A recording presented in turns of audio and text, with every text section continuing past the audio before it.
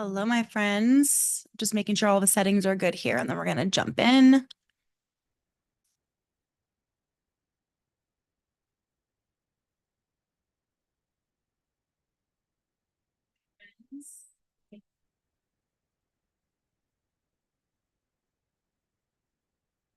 All right, cool.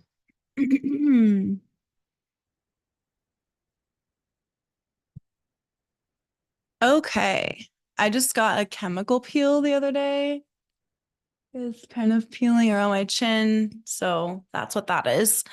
Skincare vibes. Okay.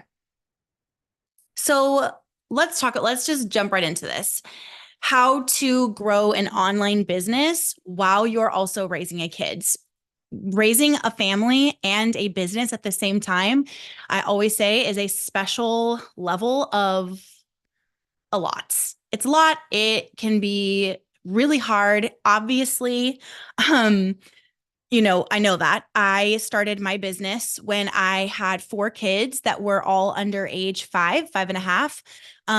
My youngest was still breastfeeding. He was just a little baby. He was just like not a fan of sleep. So that was, difficult.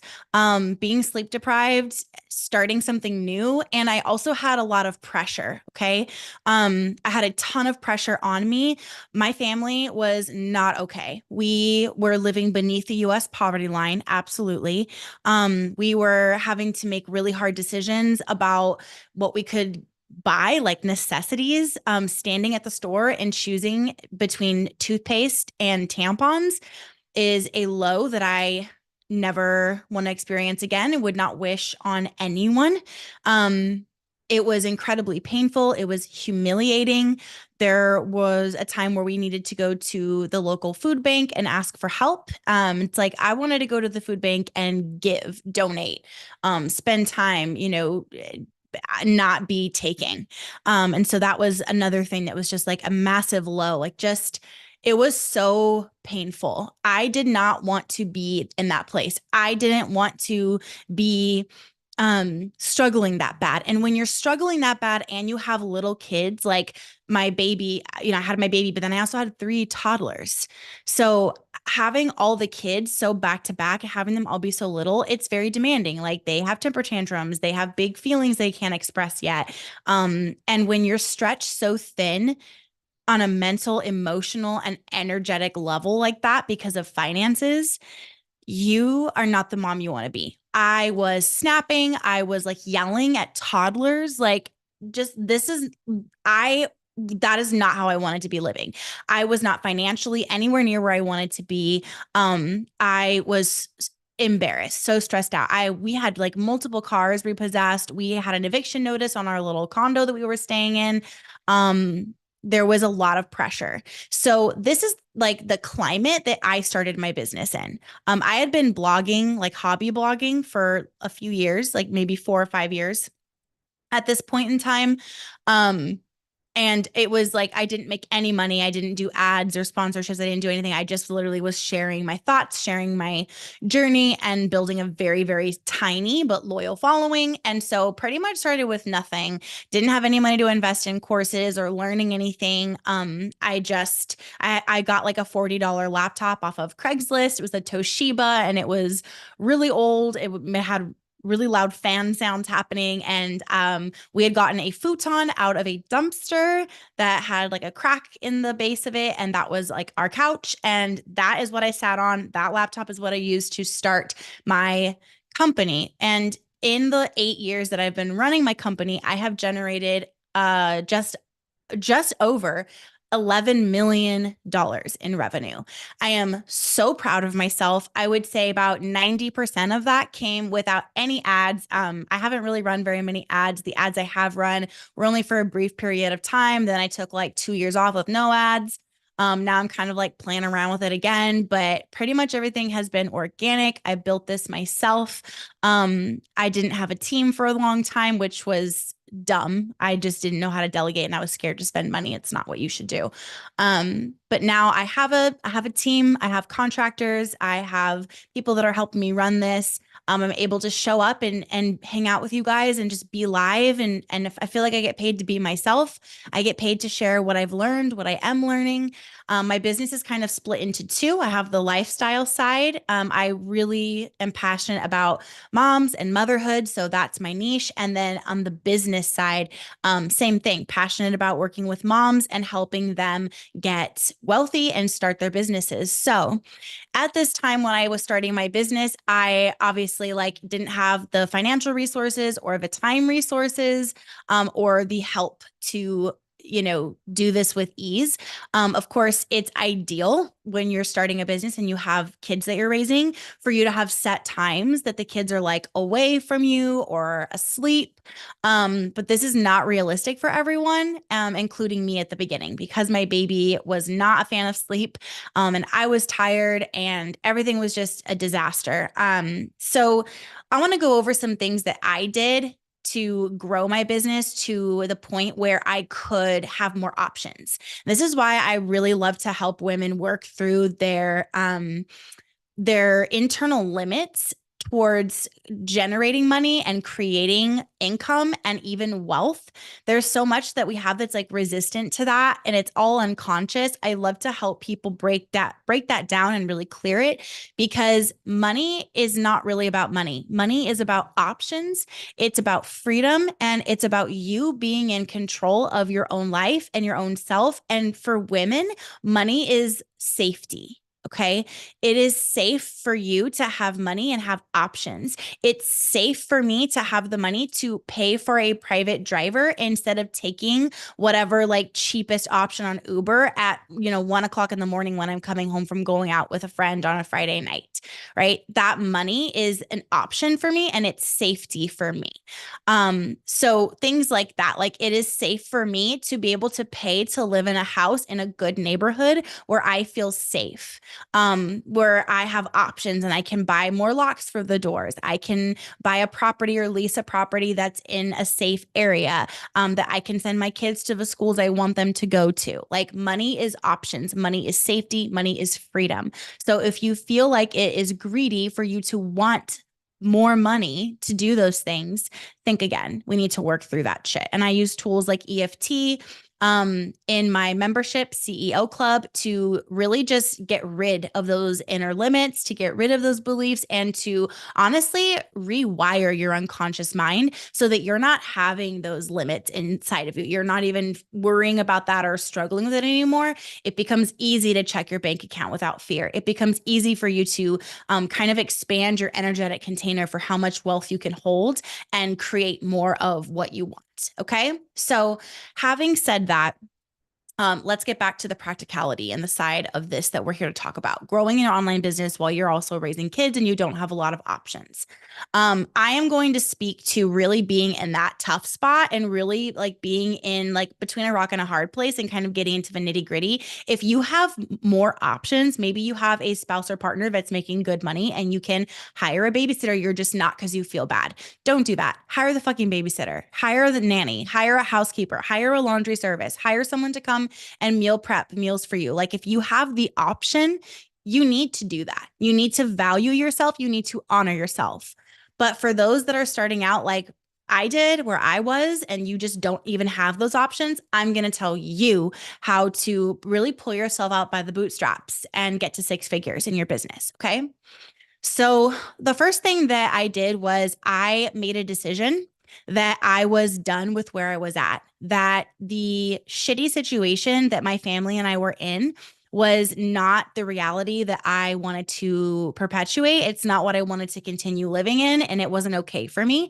So that anger, that doneness, that frustration really was like so much bigger than any inconvenience. So that drove me. That really motivated me. So I made a decision. I remember making this decision and doing it for the first time. It was really hard, but I did it.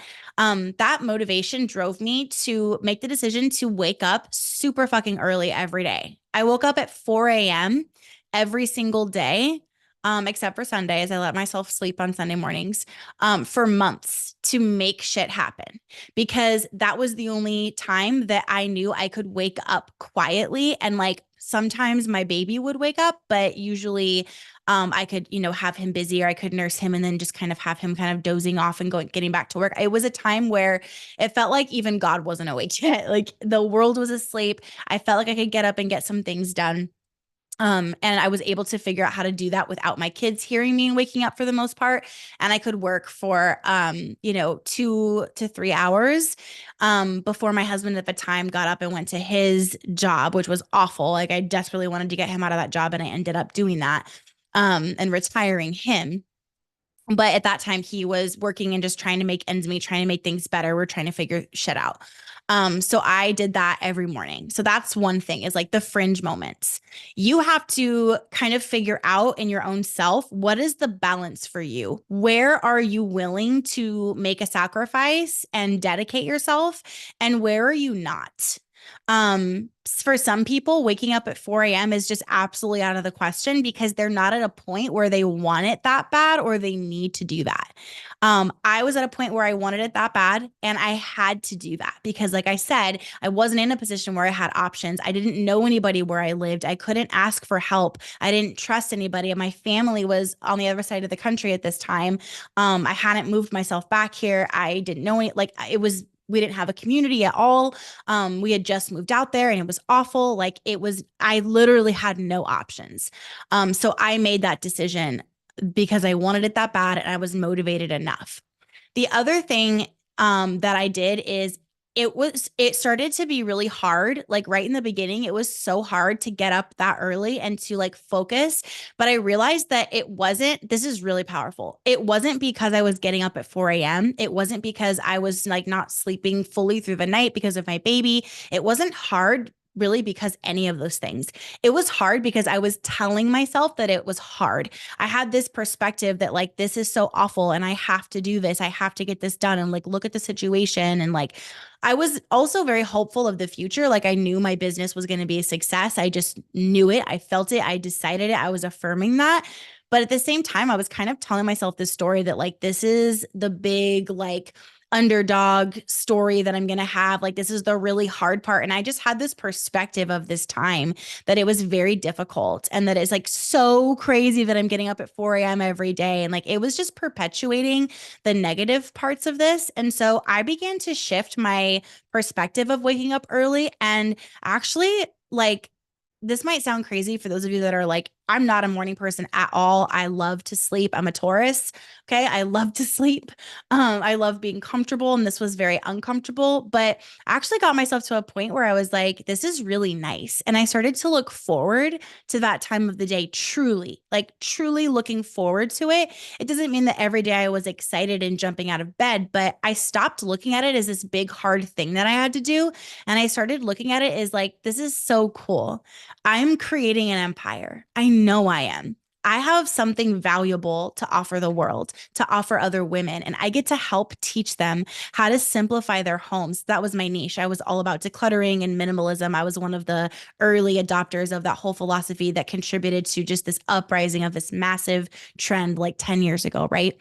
So I was really excited about that. I was really passionate about it. And I just was so happy that I get to like wake up and work on content about something that I really care about and something that when women find it, they create so much ease for themselves.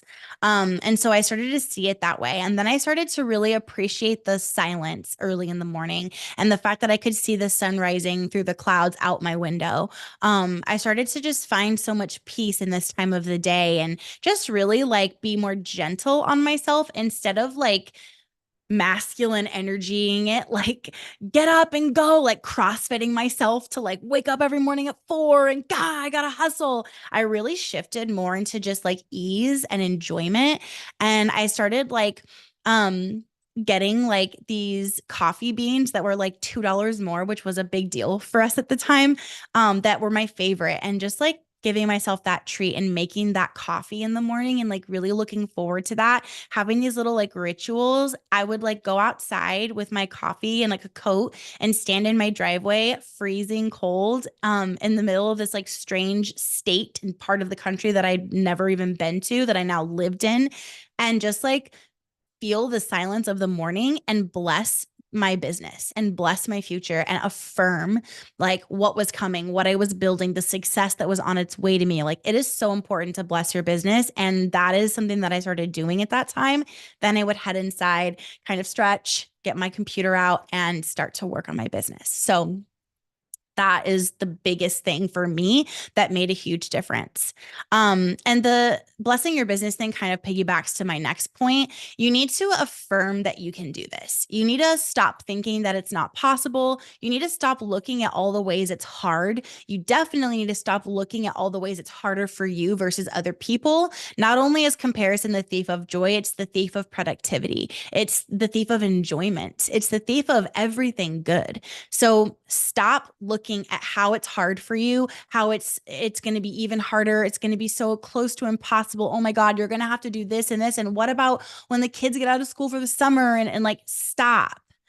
Start affirming that you can do this. Start affirming that you are a fucking warrioress, a goddess. You are the portal of life. Literally, women are the portal of life. Life begins through our bodies, through our energy. You are the energetic matriarch of your family. Your energy rules. What you feel, what you are, what you're being, your kids pick that up from you. People that live with you and love you and that are around you pick that up from you. So when you are focusing on something negative, you are only creating more negativity, like this just vortex of negativity and struggle. Stop it. Stop it. We need to shift into affirming what we want, affirming ourselves, affirming our power, affirming the possibilities, and focusing on all the things that we're doing that feel good and all the ways that this is easier for us because we are who we are. So I started saying and thinking things like, I am such a go-getter. I am such an overcomer. I am a story of triumph. That's one of my affirmations that I said back in that day because I knew I was becoming a story of triumph. And I still have it I have this big board of affirmations that I read out loud all the time, almost daily. And that is still on there. I am an example of triumph, is what it says, not story, example. And I say it almost every single day, and it's still true to this day. And it was true then. You are an overcomer. You can do this. And it's not like being cheesy and like toxic positivity, talking to yourself like in a way that's not realistic. It's just making a decision to not focus on the shit that's hard and instead knowing like the stuff that's hard is a gift. It's lessons, it's training, it's teaching me. I am so grateful. I am so grateful that this is temporary, that the struggle is temporary. I am so grateful for all that's coming my way, blah, blah, blah. Okay. On a more practical level, I trained my mind to work in noise. So I couldn't just have a couple hours early morning to work on my business in order to accomplish everything that I wanted to accomplish in the very pressured and tight timeline that I had to accomplish it in. Because of my family's financial situation and because I am who I am, I wanted everything to happen extremely quickly. I had just a few months that I was willing to have things be this difficult before things changed. And so I needed to go. So I was basically working on and off all day. I would work during the kids' nap times. Sometimes I would go ahead and just rest myself. That was another thing that was really powerful, is just going ahead and letting myself rest sometimes.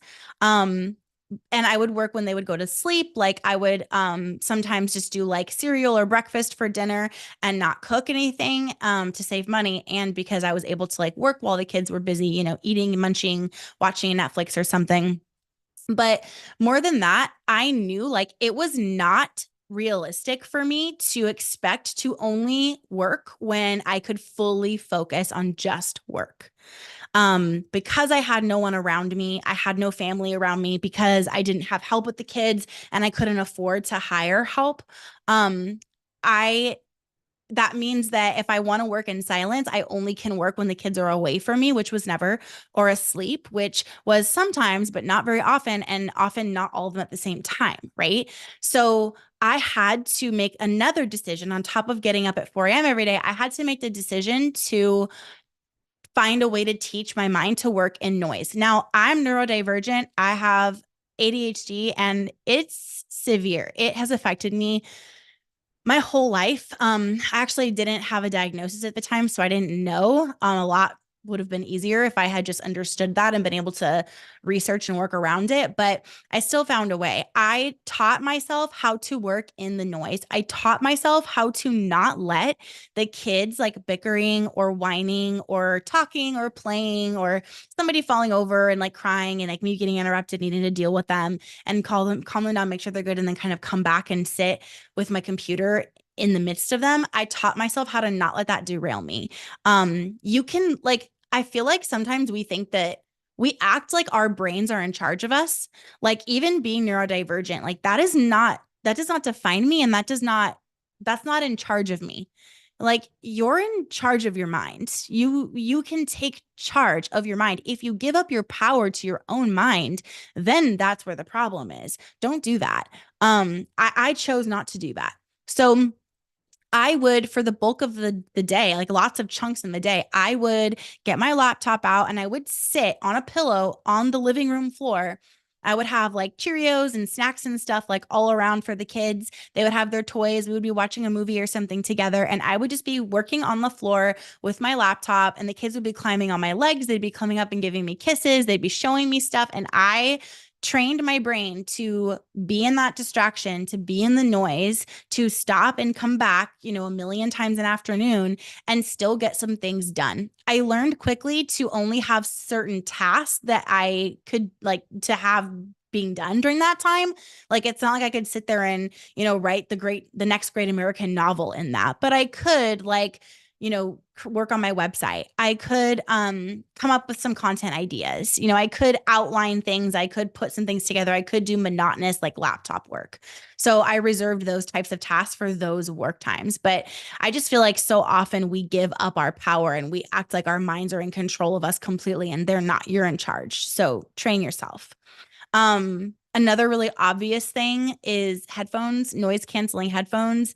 If your kids are like somewhere in the house and they're safe, they're good, maybe they're in their crib like in a nap, but they're like making little noises or like singing songy before they fall asleep and that distracts you, like put in your headphones. If you can see them being safe and you want to put your headphones on to get some work done, great. Best investment ever. I couldn't make that investment at the time, but shortly after that, I did, and it made everything way easier. Another thing that I did that I always suggest to my clients and the girls in CEO Club is teaching your kids, even your little kids, to respect your work time. Kids understand so much more than we think, and little kids understand so much more than they can say, than they can express. So talk to them.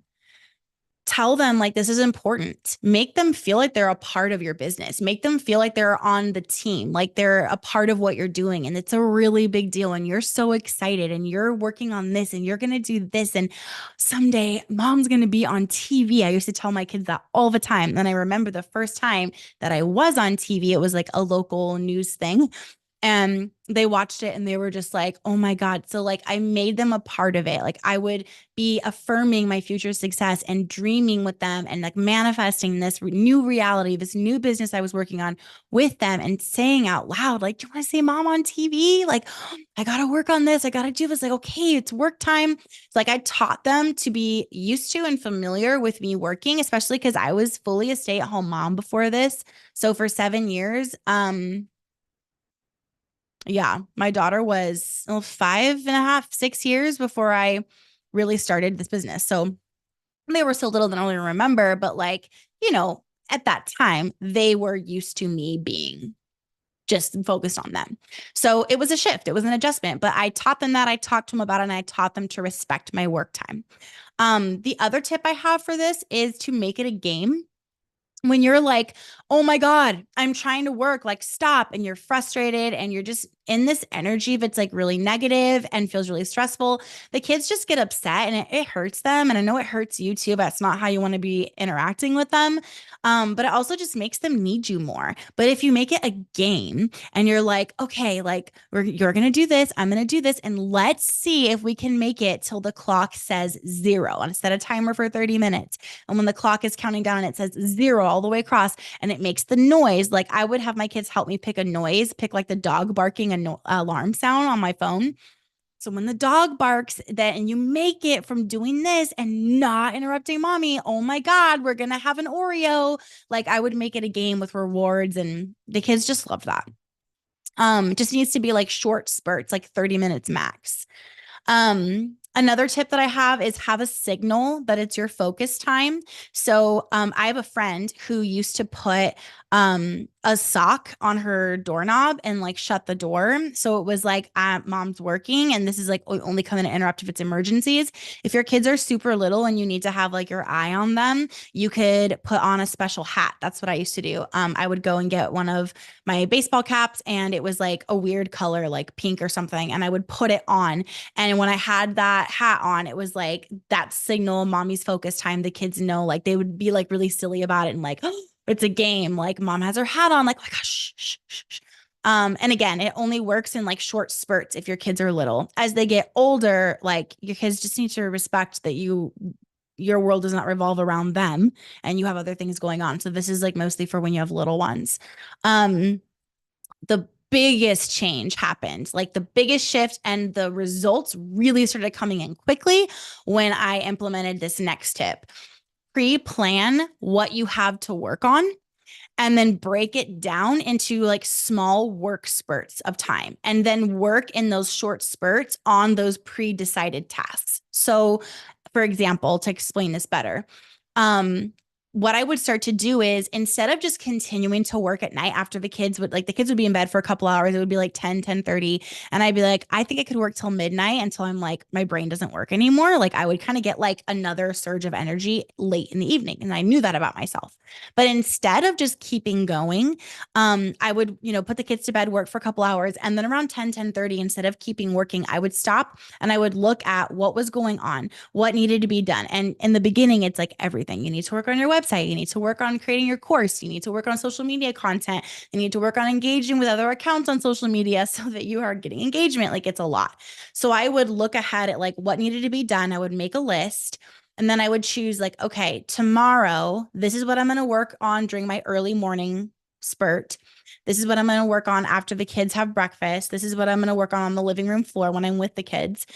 And this is what I'm going to work on at dinner time and then after the kids go to bed. And I would break it down into small work spurts. Like I knew exactly what to do. So when everything was really chaotic and the kids were going crazy and they wanted snacks and they were wild and they had energy and they didn't get it all out at the park or whatever, um, I could sit down in the middle of them on the floor and just know exactly what to do. Like right now, I am just going to work on my website because it doesn't take a lot of creative brain power. It's just clicking around, moving things around, making things look pretty. And I can do that. So I knew what to do. I wasn't sitting there and trying to figure out what to work on next or feeling the feelings of being super overwhelmed by my massive list of everything to do, because that would like make my temper really short, my fuse really short. And I would just like explode and get really overwhelmed, really overstimulated mentally, and just like explode on the kids and like be really upset and stressed and cry and then get discouraged and like do nothing. Right. And ruin the day with the kids. Like it's just not how I wanted to be. So pre-planning the night before exactly what I was going to work on and what my options were. It doesn't mean that was my to-do list and I expected for all of it to get done, but it gave me short work spurt options. So I didn't have to think and use brain power on deciding what to do.